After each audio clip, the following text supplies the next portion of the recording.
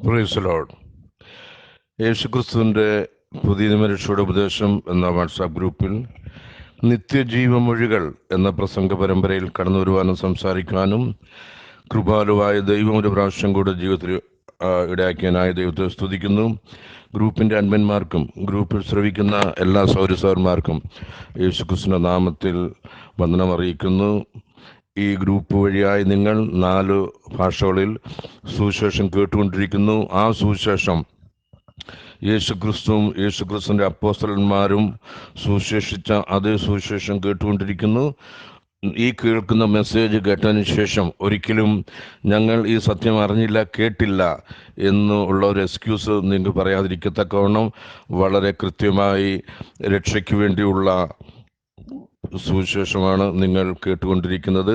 തീർച്ചയായിട്ടും ഈ സുവിശേഷ ഘോഷണത്തിൽ നിങ്ങൾക്കും പങ്കാളികളാവാൻ സാധിക്കും. എങ്ങനെയെന്ന് ചോദിച്ചാൽ, കേൾക്കുന്ന സുവിശേഷം നിങ്ങൾ ലൈക്ക് ചെയ്യുക, ഷെയർ ചെയ്യുക, ഫോർവേഡ് ചെയ്യുക, സബ്സ്ക്രൈബ് ചെയ്ത് ഈ സുവിശേഷ ഘോഷണത്തിൽ നിങ്ങൾക്കും പങ്കാളികളാവാൻ സാധിക്കും.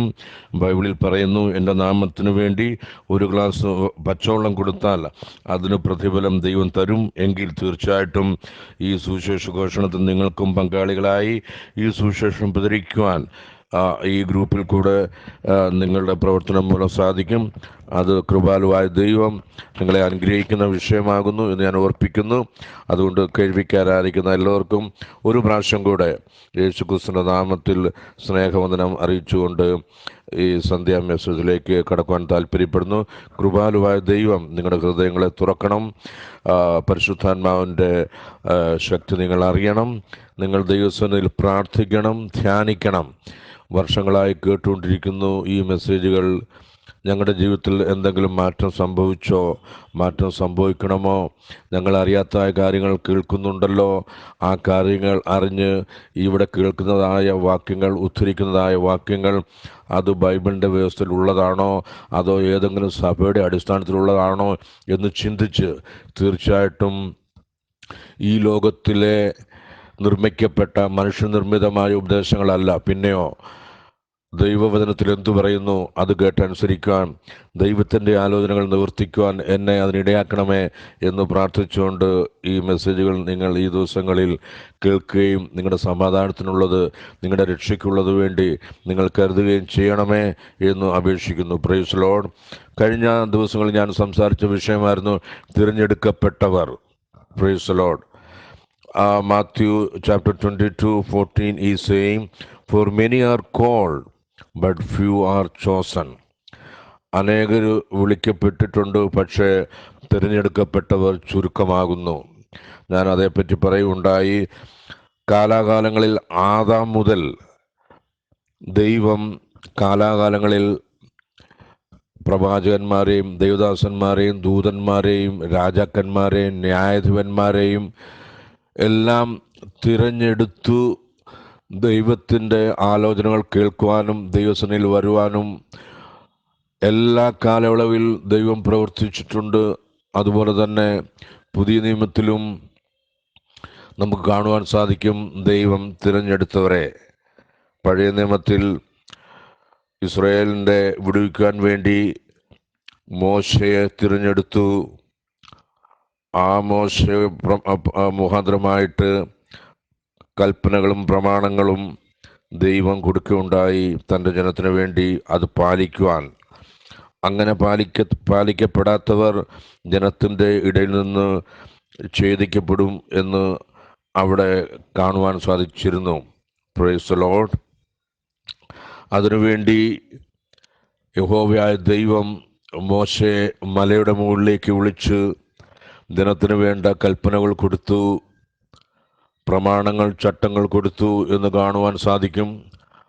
മാത്രമല്ല, ശമൂവേൽ തുടങ്ങിയുള്ള പ്രവാചകന്മാർ, ശമൂവേലിനാണ് ആദ്യം പ്രവാചകനായിട്ട് ദൈവം തിരഞ്ഞെടുത്തത്. ആദ്യം ഇസ്രായേൽ ജനത്തിനു വേണ്ടി ഒരു രാജാവിനെ തിരഞ്ഞെടുത്തു, സോൾ എന്ന് പറയുന്ന കീശിൻ്റെ മകനെ. അങ്ങനെ ദൈവം തിരഞ്ഞെടുക്കപ്പെട്ട അനേകർ പഴയ നിയമത്തിൽ നിന്ന് ഞാൻ ഫിഗർ ഔട്ട് ചെയ്ത് പറയുകയുണ്ടായി.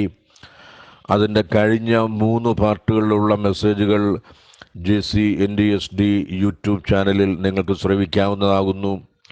ഇന്ന് അതിൻ്റെ 4ാമത്തെ ഭാഗമാണ് സംസാരിക്കുന്നത്. അതുകൊണ്ട് പഴയ മെസ്സേജുകളിൽ പറഞ്ഞ കാര്യങ്ങൾ ഒന്ന് തൊട്ട് ഉരുമിക്കൊണ്ട് ഇന്നത്തെ മെസ്സേജ് പറയാൻ താല്പര്യപ്പെടുന്നു. അപ്പോൾ ദൈവം തിരഞ്ഞെടുത്തു. ആദ്യം മുതൽ പലതരത്തിലുള്ള ദൈവത്തിന് ബോധിച്ചവരെ തിരഞ്ഞെടുത്തു. ഹല്ലേലൂയ. ദൈവസന്നിധിയിൽ സമർപ്പണവുമായി വന്ന, ആരാധനയുമായി വന്ന, ബലി കഴിക്കുവാൻ വന്ന കയീനും ഹാബേലിൽ നിന്നും ഹാബേലിനെ ദൈവം തിരഞ്ഞെടുത്തു. അതിനുശേഷം കാണുവാൻ സാധിക്കും അബ്രഹാമിനെ തിരഞ്ഞെടുത്തു. മിഥ്യാമൂർത്തികളെ ഉണ്ടാക്കുന്നതായ ഒരു ഭവനത്തിൽ നിന്ന് അബ്രഹാമിനെ തിരഞ്ഞെടുത്തു. അതുപോലെ തന്നെ യഹോവയുടെ നാമം വിളിച്ചപേക്ഷിക്കുവാനും യഹോവ മാത്രമാണ് ദൈവമെന്ന് അറിയിക്കുവാൻ വേണ്ടി ഏലിയാ പ്രവാചകനെ തിരഞ്ഞെടുത്തു.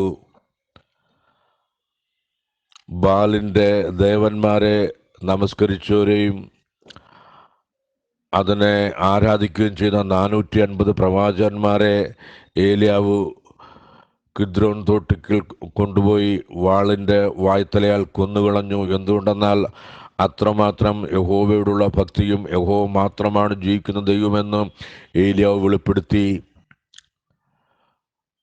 മല്ലനായ ഗോലിയാത്ത് 40 രാവും 40 പകലും ഇസ്രായേൽ ജനത്തെ വെല്ലുവിളിച്ചുകൊണ്ട് ഏതാ താഴ്വരയിൽ നിന്നപ്പോൾ ഇടയച്ചെറുക്കനായ ദാവീദ് ഒരു കല്ലുകൊണ്ട് അവനെ എറിഞ്ഞു വീഴ്ത്തി, അവനെ കൊന്നുകളഞ്ഞു, ഇസ്രായേലിൽ നിന്നെ നീക്കി. അതുപോലെ തന്നെ ശിംശോൻ, ഗിദെയോൻ, ദാവീദ്, അങ്ങനെ പല പല ദൈവത്തിൻ്റെ തിരഞ്ഞെടുക്കപ്പെട്ട വ്യക്തികളെ നമുക്ക് കാണുവാൻ സാധിക്കും. ജോസഫിനെ തിരഞ്ഞെടുത്തു. ആ കാലഘട്ടത്തിൽ അവിടെയെല്ലാം മിസ്രൈമിൽ മുഴുവൻ ക്ഷാമമായപ്പോൾ അവരെ തീറ്റിപ്പോറ്റുവാൻ, അവരെ പരിപാലിക്കേണ്ടതിനു വേണ്ടി ജോസഫിനെ മുന്നമേ തന്നെ തിരഞ്ഞെടുത്തു, മിസ്രൈമിലേക്ക് അയച്ചു. പിന്നീട് 2ാം സ്ഥാനം, രാജാവ് കഴിഞ്ഞാൽ അടുത്ത സ്ഥാനം ജോസഫിനായിരുന്നു മിസ്രൈമിൽ. അപ്പോൾ ദൈവത്തിൻ്റെ പല പല കാലത്തിലുള്ള പ്രവർത്തനങ്ങൾ കാണുവാൻ സാധിക്കും. ദൈവത്തിലാ തിരഞ്ഞെടുക്കപ്പെട്ട വ്യക്തികൾ, പ്രവാചകന്മാർ. ഹല്ലേലൂയ. അതുപോലെ തന്നെ ദാനിയേലിനെ തിരഞ്ഞെടുത്തു. രാജാവിനോട് മാത്രം പ്രാർത്ഥിക്കണം എന്ന് കൽപ്പന പുറപ്പെടുവിച്ചപ്പോൾ ദാനിയേൽ ആ കൽപ്പനകൾ പാലിക്കാതെ എപ്പോഴും ചെയ്യുന്നത് പോലെ യെരുശലേമിലേക്കുള്ള കിളിവാതിലുകൾ തുറന്നിട്ടുകൊണ്ട് ദൈവത്തോട് പ്രാർത്ഥിച്ചു. ഒടുവിലായി സിംഹങ്ങളുടെ ഗുഹയിലേക്ക് എറിയപ്പെട്ടു. എങ്കിലും ആ സിംഹങ്ങളുടെ വായടയ്ക്കുവാൻ വേണ്ടി ദൈവം ദൂതന്മാരെ അയച്ചു. ദാവീദിനെ അവിടെ നിന്ന് വിടുവിച്ചു. ദൈവത്താൽ തിരഞ്ഞെടുക്കപ്പെട്ട വ്യക്തികൾ ശദ്രക്, മേശക്, അബേദ്നെഗോ നെബൂഖദ്നേസർ ഉണ്ടാക്കിയ 60 മുഴം നീളമുള്ള സ്വർണ്ണബിംബത്തെ രാഷ്ട്രത്തിലെ എല്ലാ പ്രജകളും, എല്ലാ മന്ത്രിമാരും, VIP-മാരും, ഡിഗ്നറ്ററീസും തലകുനിച്ചു വണങ്ങിയപ്പോൾ 3 ബാലന്മാർ മാത്രം അവരെ നമസ്കരിക്കാതെ, ആ ബിംബത്തെ നമസ്കരിക്കാതെ, അവിടെ ഉള്ളിലുള്ളൊരു പ്രമാണമായിരുന്നു, ഞാനല്ലാതെ അന്യ ദൈവം നിങ്ങൾക്കുണ്ടാവാൻ പാടില്ല, ഞാനല്ലാതെ വേറൊരു ദൈവത്തെ നമസ്കരിക്കാൻ പാടില്ല. മോശയുടെ ന്യായപ്രമാണം ഈ ശദ്രക്, മേശക്, അബേദ്നെഗോ എന്ന് പറയുന്ന 3 ബാലന്മാരുടെ ചെറുപ്പക്കാരുടെ ഉള്ളിലുള്ളത് കൊണ്ട് അവർ പറഞ്ഞു നെബൂഖദ്നേസറിനോട്, നീ പറയുന്നത് ഞങ്ങൾ കാര്യമാക്കുന്നില്ല. ഞങ്ങൾക്കറിയാം, ഇസ്രായേലെ കേൾക്ക, യഹോവ നമ്മുടെ ദൈവമാവുന്നു, യഹോവ ഏകൻ തന്നെ എന്ന് പറയുന്ന ആ യഹോവയാണ് ഞങ്ങൾ സേവിക്കുന്നത്. അതുകൊണ്ട് ഞങ്ങൾ സേവിക്കുന്നതായ ദൈവത്തിന് ഞങ്ങളെ വിടുവിക്കാൻ കഴിയും. ഇല്ല എങ്കിലും നീ നിർമ്മിച്ചതായ ഈ ബിംബത്തെ ഞങ്ങൾ നമസ്കരിക്കുകയില്ല എന്ന് പറയാൻ തക്കവണ്ണം ധൈര്യവും ബലവുമുള്ള 3 ബാലന്മാരെ ദൈവം തിരഞ്ഞെടുത്തു. ഒടുവിലായി അവരെ തീച്ചൂളയിലേക്ക് എറിയപ്പെട്ടപ്പോൾ എറിയുവാൻ പോയവ അവർ തീക്കിരയായി അവർ നശിച്ചുപോയി. ഇപ്പോൾ ദൈവത്തിൻ്റെ ദൂതൻ അല്ലെങ്കിൽ ദൈവം തന്നെ അവർക്ക് വേണ്ടി തീ ചൂളയിൽ ഇറങ്ങി വന്ന് അവരുടെ കൂടെ നടന്ന ഒരു കർത്താവ് ആണ്. അപ്പോൾ തീർച്ചയായിട്ടും ദൈവത്താൽ തിരഞ്ഞെടുക്കപ്പെട്ടവർ, പഴയ നിയമത്തിൽ അനേക ലിസ്റ്റുകൾ എനിക്ക് പറയുവാനുണ്ട്, എങ്കിലും സമയത്തിൻ്റെ ലഭ്യതയില്ലാത്തതിനാൽ വിസ്താരത്താൽ അത് പ്രസ്താവിക്കുന്നില്ല. എന്നാൽ പുതിയ നിയമത്തിലേക്ക് വരുമ്പോൾ എങ്ങനെ ദൈവം മോശയെ മലയിലേക്ക് വിളിച്ചു ദിനത്തിനു വേണ്ടിയുള്ള കൽപ്പനകൾ കൊടുക്കുകയും ചട്ടങ്ങൾ കൊടുക്കുകയും ചെയ്തു, അതുപോലെ തന്നെ പുതിയ നിയമത്തിലും നമുക്ക് കാണുവാൻ സാധിക്കുന്ന ഒരു സംഗതിയാണ് യേശു ക്രിസ്തുവും അതുപോലെ തന്നെ തൻ്റെ തിരഞ്ഞെടുക്കപ്പെട്ട 12 ശിഷ്യന്മാരെ പല സമയങ്ങളിലും അവരെ മാത്രമായിട്ട് മലയുടെ മുകളിൽ കൊണ്ടുപോയി അവരോട് സുവിശേഷം പറയുന്ന കാര്യങ്ങൾ കാണുവാൻ സാധിക്കും. പത്രോസ്, യോഹന്നാൻ, യാക്കോബ് എന്ന് 3 പേരെ മലമുകളിൽ കൊണ്ടുപോയി യേശുക്രിസ്തു ആരാകുന്നു എന്ന് അവർക്ക് തെളിയിച്ചു കൊടുത്തു. ആ 3 പേരെ ദൈവം തിരഞ്ഞെടുത്ത പദ്ധതിയായിരുന്നു, അവർക്ക് വെളിപ്പെടുത്തി കൊടുത്തു. പഴയ നിയമത്തിലെ യഹോവ ഞാനാകുന്നു, അതിൻ്റെ പ്രൂഫ് ഇങ്ങനെയാകുന്നു. ആ ട്രാൻസ്ഫിഗറേഷൻ മൗണ്ടിൽ ചെന്നപ്പോൾ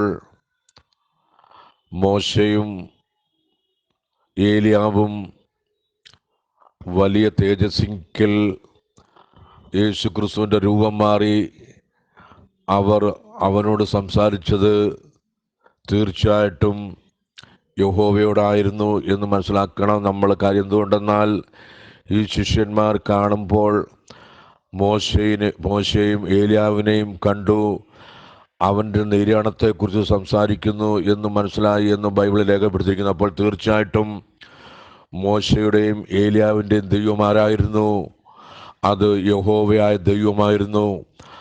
യേശുക്രിസ്തു ആയിരിക്കുന്ന ആ ജഡത്തിൽ ട്രാൻസ്ഫിഗറേഷൻ മൗണ്ടിൽ കൊണ്ടുപോയിട്ട് തൻ്റെ അരുമ ശിഷ്യരെ കാണിച്ചു കൊടുത്തതാണ്. ഇസ്രായേലെ കേൾക്ക, യഹോവ നമ്മുടെ ദൈവമാകുന്നു, യഹോവ ഏകൻ തന്നെ എന്നുള്ള പ്രമാണം ഇസ്രായേലിന് കൊടുത്ത മോശയും അതുപോലെ ഏലിയാവും സംസാരിക്കുന്നവർ കണ്ടപ്പോൾ അവർക്ക് ഗ്രഹിക്കുവാൻ സാധിച്ചു, ഇത് പഴയ നിയമത്തിലെ യഹോവയായ ദൈവമാണ്, ജഡത്തിൽ വെളിപ്പെട്ട യേശുക്രിസ്തുവാണെന്ന് അപ്പോസ്തലന്മാർക്ക് മനസ്സിലാക്കി കൊടുത്തു. ഈ ലോകത്തിലെ പരീശന്മാർക്കും ശാസ്ത്രിമാർക്കും അല്ല ഇത് വെളിപ്പെടുത്തി കൊടുത്തത്, ഈ ലോകത്തിലെ പഠിപ്പുള്ളവർക്കല്ല വെളിപ്പെടുത്തി കൊടുത്തത്, ഈ ലോകത്തിലെ BTH, MTH, PhD, master of ഡിവിനിറ്റിക്കാർക്കല്ല ദൈവം വെളിപ്പെടുത്തി കൊടുത്തത്. പിന്നെയോ കടൽക്കരയിൽ വള്ളവും വഞ്ചിയുമായി മത്സ്യബന്ധനത്തിൽ ഏർപ്പെട്ടിരിക്കുന്ന, വിദ്യാഭ്യാസമില്ലാത്ത മനുഷ്യർ വെറുക്കുന്ന അവരടുത്ത് വരുമ്പോൾ അവരുടെ മീൻ്റെ വാടയടിക്കുന്നതായ വസ്ത്രവും ശരീരവുമുള്ളതായ ഒരു കൂട്ടത്തെയാണ്, അവരിൽ നിന്നാണ് ദൈവം ഈ ലോകം മുഴുവൻ സുവിശേഷം പറയാൻ വേണ്ടി തിരഞ്ഞെടുത്ത അപ്പോസ്തലന്മാർ.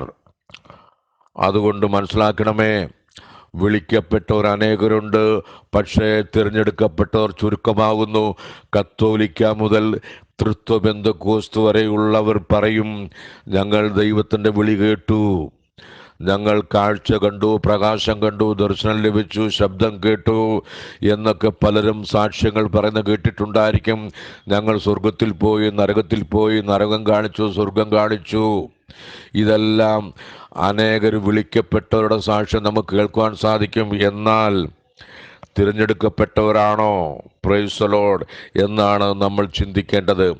ബൈബിൾ അങ്ങനെ പറയുന്നു, തിരഞ്ഞെടുക്കപ്പെട്ടവർ ചുരുക്കമാകുന്നു. Praise the Lord. പഴയ നിയമത്തിൽ ദൈവത്തിന് വേണ്ടി തിരഞ്ഞെടുത്ത ഒരു കൂട്ടമായിരുന്നു, ആ കൂട്ടമായിരുന്നു ഇസ്രായേൽ ജനം. അതുകൊണ്ടാണ് യഹോവയായ ദൈവം അവരെക്കുറിച്ച് സാക്ഷ്യം പറയുന്നത്, ഇതാ ഞാൻ ശിലാഗൃഹങ്ങളിൽ നിന്ന് അവനെ കാണുന്നു. തനിച്ചു പാർക്കുന്ന ജനം ജാതികളുടെ കൂട്ടത്തിൽ എണ്ണപ്പെട്ടിട്ടില്ല.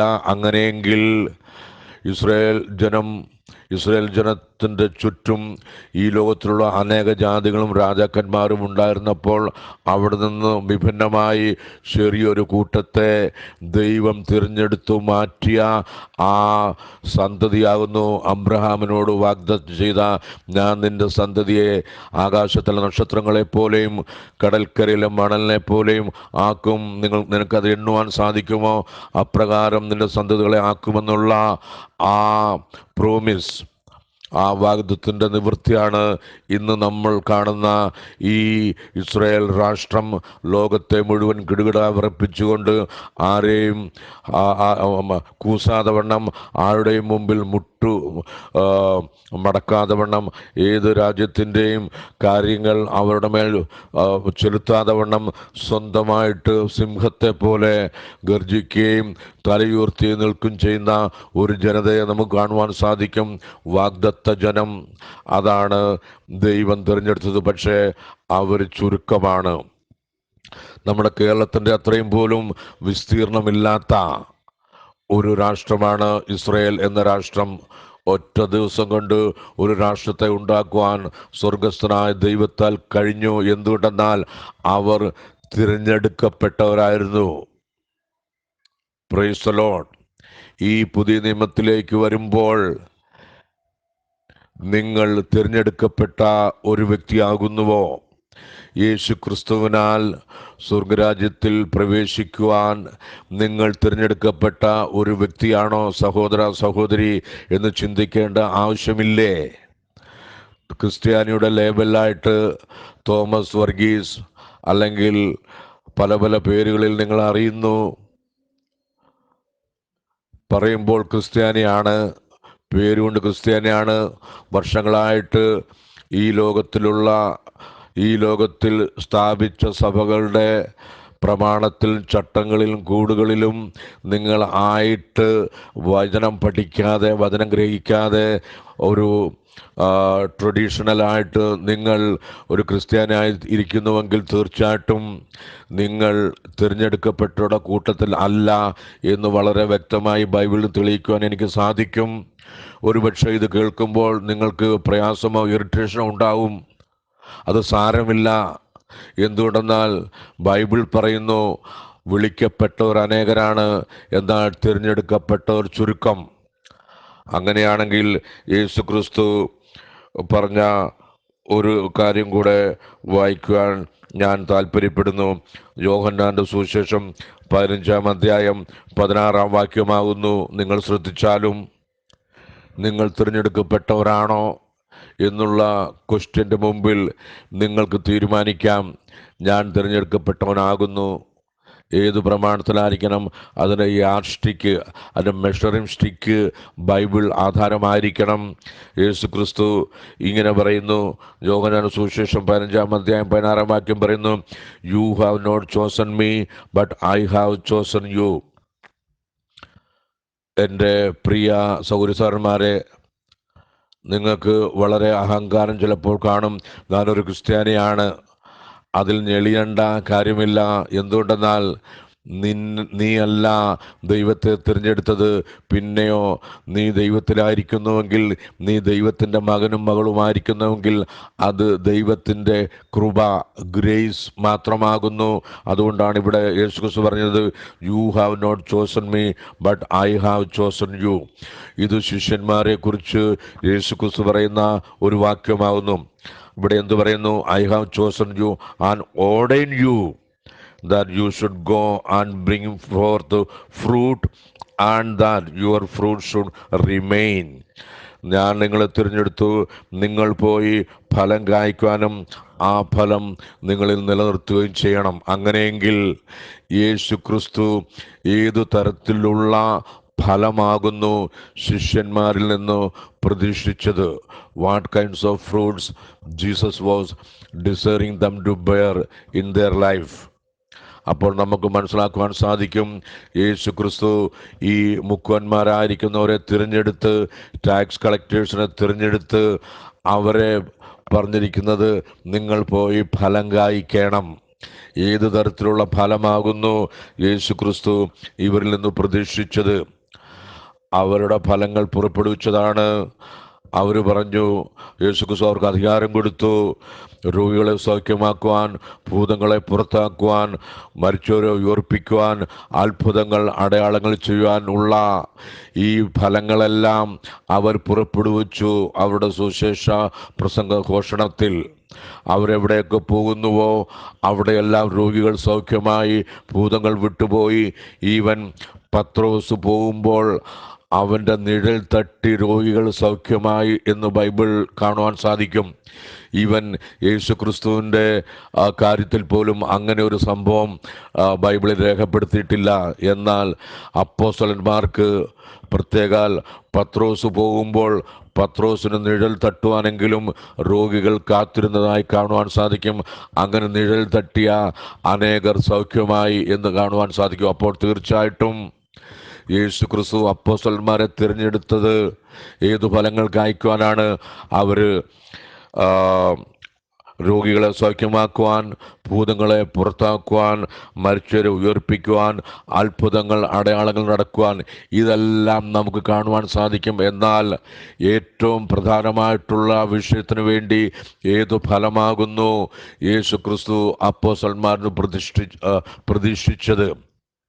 അത് വേറെ ഒന്നുമല്ല, സ്വർഗരാജ്യത്തിലേക്ക് മാനസാന്തരപ്പെടുത്തി അനേകരെ, മാനസാന്തര സുവിശേഷം പറഞ്ഞ് അനേകരെ ദൈവരാജ്യത്തിലേക്ക് പ്രവേശിക്കുവാനാകുന്നു യേശുക്രിസ്തു അപ്പോസ്തലന്മാരെ തിരഞ്ഞെടുത്തത്. ഹല്ലേലൂയ. ദൈവത്തിൽ നിന്ന് നമുക്ക് രോഗസൗഖ്യം ലഭിക്കും, ഭൂതങ്ങൾ പുറത്താകും, അത്ഭുതങ്ങൾ നമ്മുടെ ജീവിതത്തിൽ ഉണ്ടാകും. പക്ഷേ പരമപ്രധാനമായ ലക്ഷ്യം ഇതാണ്: നമ്മൾ സ്വർഗരാജ്യത്തിൽ പ്രവേശിക്കണം. അതുകൊണ്ട് പഴയ നിയമത്തിലെ പ്രവാചകന്മാരും ദൈവദാസന്മാരും ഭൂമിയിൽ വന്ന് പ്രസംഗിച്ച ഒരു വിഷയമാകുന്നു മാനസാന്തരപ്പെടുക. അല്ല എങ്കിൽ നിങ്ങൾ എല്ലാവരും അങ്ങനെ തന്നെ നശിച്ചു പോകും. പഴയ പ്രവാചകന്മാരും പഴയ ദൈവദാസന്മാരും നബിമാരും ദൈവം അയച്ചവരെല്ലാവരും ഭൂമിയിൽ വന്ന് പ്രസ്താവിച്ച കാര്യമാകുന്നു, അല്ലല്ല, നിങ്ങൾ മാനസാന്തരപ്പെടാഞ്ഞാൽ നിങ്ങൾ എല്ലാവരും അങ്ങനെ തന്നെ നശിച്ചു പോകും. അപ്പോൾ പുതിയ നിയമമായപ്പോൾ ഈ ഗ്രേസ് പീരീഡിൽ യേശുക്രിസ്തുവിൻ്റെ വരവിന് ശേഷം ശിഷ്യന്മാരെ തിരഞ്ഞെടുത്ത് അവരോട് പറഞ്ഞു, നിങ്ങൾ എന്നെ തിരഞ്ഞെടുത്തല്ല, ഞാനാണ് നിങ്ങളെ തിരഞ്ഞെടുത്തത്. അതുകൊണ്ട് നിങ്ങൾ പോയി ഫലം കായ്ക്കുവാൻ, ആ ഫലം നിലനിർത്തേണ്ടതിനും. അങ്ങനെയെങ്കിൽ തീർച്ചയായിട്ടും അപ്പോസ്തലന്മാരാൽ കായ്ച്ച ഫലങ്ങളാകുന്നു ആദ്യമായി നമുക്ക് കാണുവാൻ സാധിക്കും. പെന്തക്കോസ്തു ദിവസത്തിൽ 3000 ഫലങ്ങൾ. Price the Lord.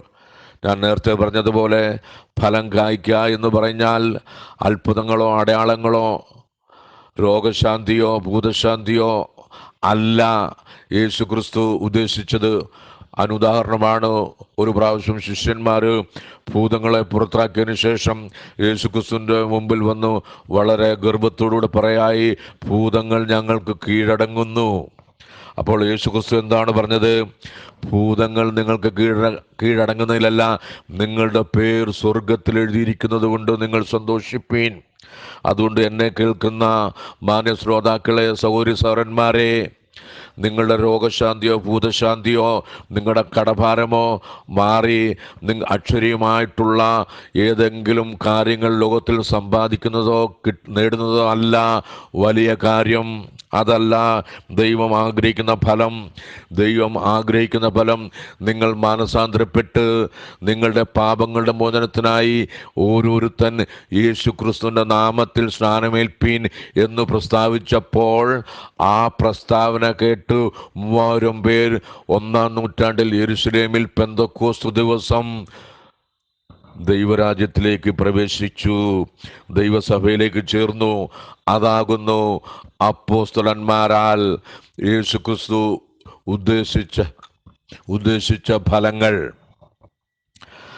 അപ്പോസ്തലന്മാരുടെ സുവിശേഷ പ്രസംഗങ്ങളിലെല്ലാം അവർ പ്രസംഗിച്ചതിന് ശേഷം അവർ അനേകരെ സ്നാനപ്പെടുത്തുവാനിടയായി.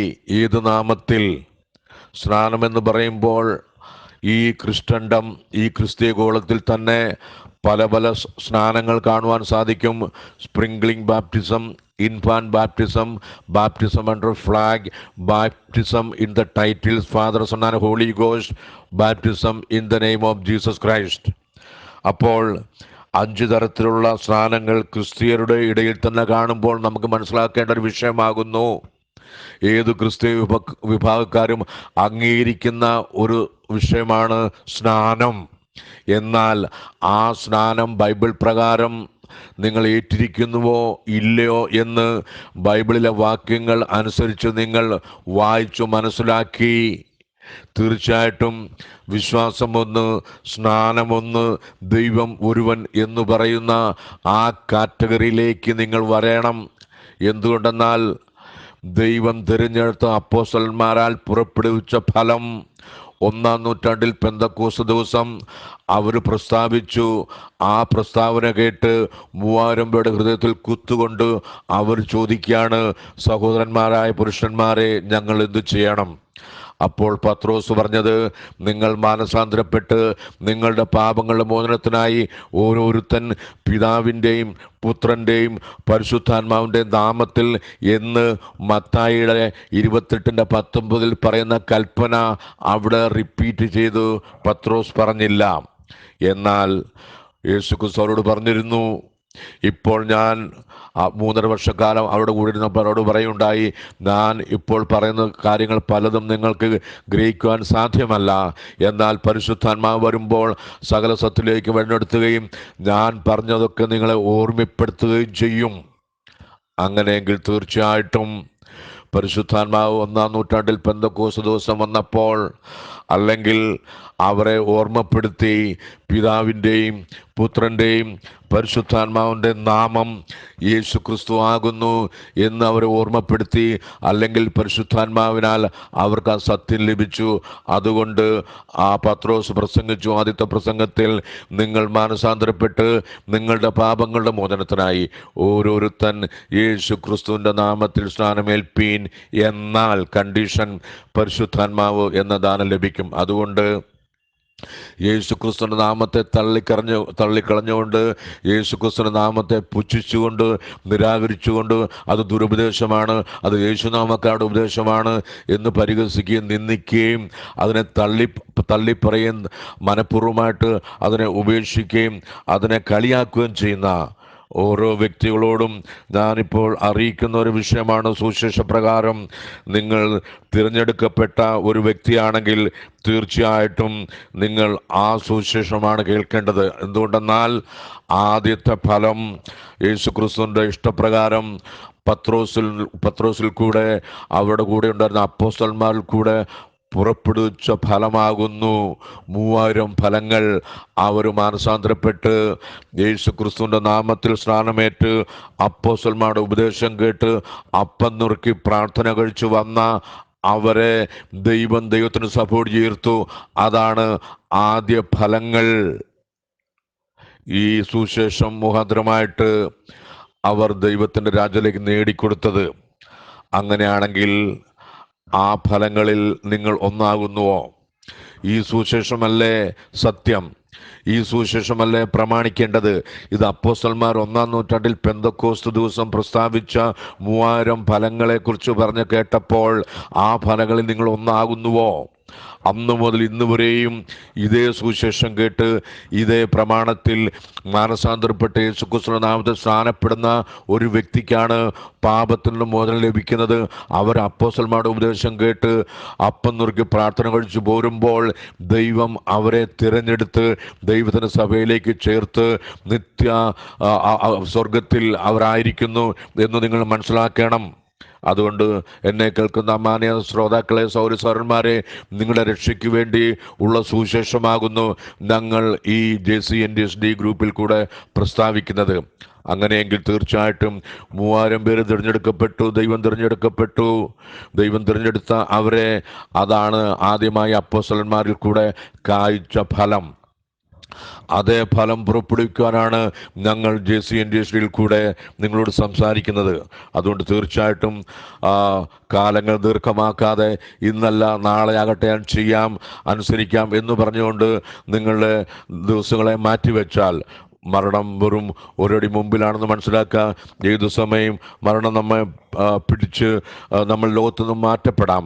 അതിനു മുമ്പായി ഈ വചനം കേട്ടതിന് ശേഷം ഈ വചനത്തോട് നീതി പുലർത്തി ഈ വചനത്തെ അനുസരിച്ച് 1-ാം നൂറ്റാണ്ടിലെ 3000 പേരെ പോലെ നിങ്ങളും മാനസാന്തരപ്പെട്ട് യേശു ക്രിസ്തുവിന്റെ നാമത്തിൽ സ്നാനപ്പെട്ടാൽ നിങ്ങളുടെ പാപത്തിന് മോചനമുണ്ടാകും. അല്ലെങ്കിൽ നിങ്ങൾ 100 വയസ്സായി 150 വയസ്സായി നിങ്ങൾ യേശു ക്രിസ്തുവിന്റെ നാമത്തിൽ സ്നാനപ്പെടാതെ ലോകത്തുനിന്ന് മാറ്റപ്പെട്ടു പോയാൽ നിങ്ങൾ മരിക്കുന്നത് പാപിയായി മരിക്കും. പാപി ഒരിക്കലും സ്വർഗരാജ്യം അവകാശമാക്കുകയില്ല എന്ന് അറിയിച്ചുകൊണ്ട് എൻ്റെ വാക്കുകളെ ഇവിടെ പൂർത്തീകരിക്കുന്നു. ദൈവം എല്ലാവരെയും ധാരാളമായി അനുഗ്രഹിക്കുമാറാകട്ടെ. ഇതിൻ്റെ അടുത്ത ഭാഗം ദൈവം ആയുസ്സും ആരോഗ്യം തരുന്നുവെങ്കിൽ, ദീർഘായുസ് തരുന്നുവെങ്കിൽ അടുത്ത സൺഡേയിൽ നിങ്ങൾക്ക് കേൾക്കാം. എല്ലാവരെയും ദൈവം അനുഗ്രഹിക്കട്ടെ. വചനം കേട്ട് രക്ഷയിലേക്ക് കടന്നു വരുവാൻ നിങ്ങളെ ആഹ്വാനം ചെയ്തുകൊണ്ട് എൻ്റെ വാക്കുകളെ ഇവിടെ പൂർത്തീകരിക്കുന്നു. ദൈവം എല്ലാവരെയും ധാരാളമായി അനുഗ്രഹിക്കുമാറാകട്ടെ. Price the Lord. Thank you Jesus.